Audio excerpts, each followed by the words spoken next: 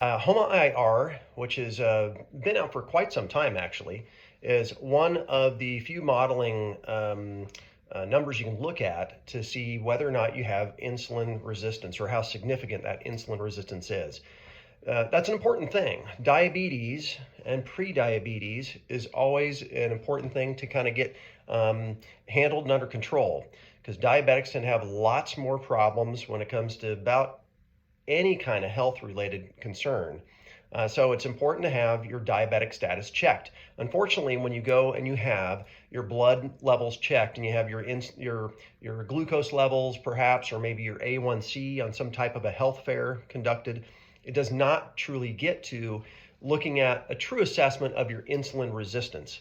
So HOMA-IR, which is the homeostatic model assessment tool, looks at factors that assess for true insulin resistance, which is looking at your insulin status, your fasting insulin, and comparing that, putting it into an equation with your fasting glucose.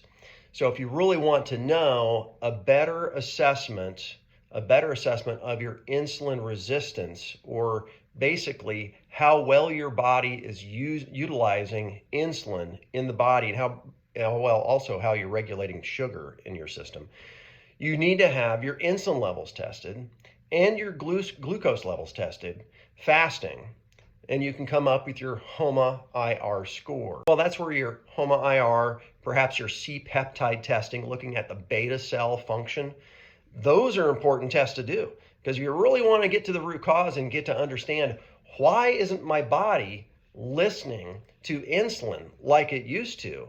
Well, you got to at least test insulin. But secondly, you might want to look at your C-peptide function, which is another look at the beta cell function of your pancreas, which is the organ that creates your insulin.